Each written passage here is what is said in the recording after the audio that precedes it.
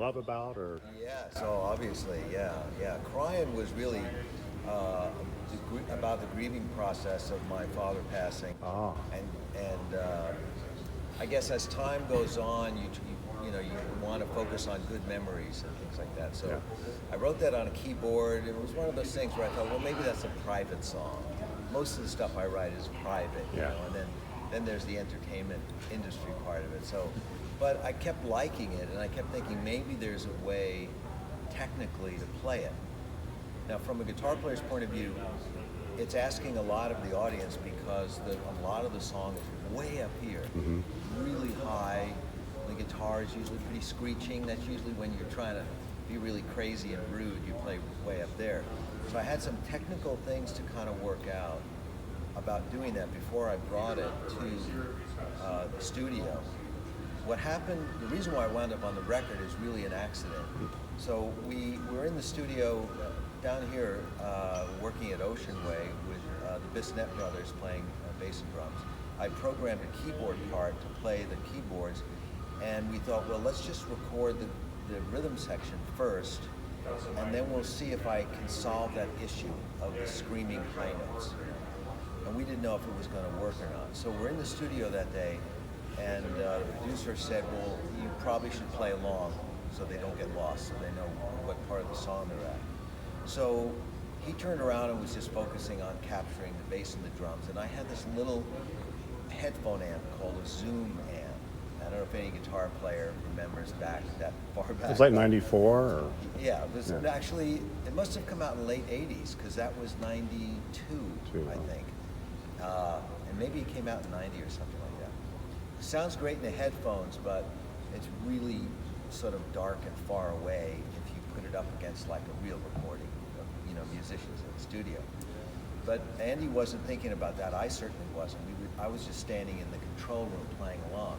But I just happened to do the great performance. That hardly ever happens, where from beginning to end it's one take, and it's exactly what the song needed.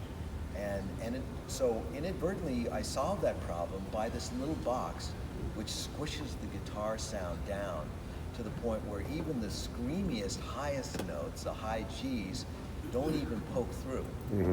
And when we finished it, Andy he was so happy, but at the same time he felt so guilty that he hadn't paid any attention to how it went down. And luckily we recorded it, and we couldn't fix it either. So there were a couple of notes that could have been played a little better, more in tune or earlier or later, but we couldn't go back and punch in because it had all of the reverb and the delay on it. So I was really happy that it happened that way. Besides the fact that it was the least amount of work I've ever done on a song, just one take. But it allowed me to sort of pour my emotions into the song without having to worry about the recording aspect of it, which is always on your mind when you're in the studio, because it's so expensive and you really want to get it right as soon as possible. So then Love Thing was another, a totally other, emotional feeling. It was just purely a love song. The title was a little bit of a joke, private joke between me and my wife, but the silly things. The problem with that was the tuning, because it's the chords are very difficult to get in tune all over the guitar. And there was a guy named Buzzy Featon. I don't know if you guys know a guitar player named Buzzy Featon, brilliant guitar player. But he invented this intonation system on the guitar that changed that one problem that the guitar has. So the guitar's got this funny problem where not all of the strings intonate properly. There's always one set of chords where the third in a chord is sharp. And if you try to make it not sharp, when you go to the other form of the chord, it's flat. And so guitar players always are struggling with that, and sometimes they tune for the chords they're playing. And if they're recording, they'll do one chord at a time, and they'll tune just for that one chord. So like a Def Leppard record where they do just every chord is perfectly in tune kind of thing. They don't do that anymore because they have auto-tune. They can fix all that stuff. So what he did is he transferred that issue between the the third and the second string to the first two.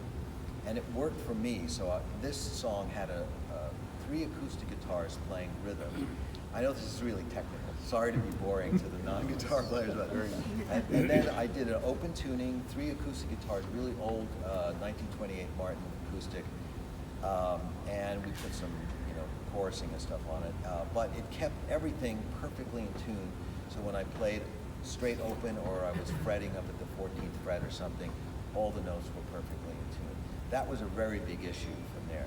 The second issue, once again, I wrote too many high notes in there. Same thing with Cryin, way up the neck. And I made But your fans love that. A wah-wah pedal, which is also something that pokes the engineer all the time. Some frequency he wasn't ready for. So the way we solved that is we use this thing called a Dunlop 535Q wah-wah pedal. But we recorded even quieter than the level that I'm speaking at right now. Because if you turn it up to normal level, the wah-wah pedal just feeds back out of control. And it would have made matters worse. Really whisper in the studio, take after take, to try to get this thing to be perfect. And it worked out great.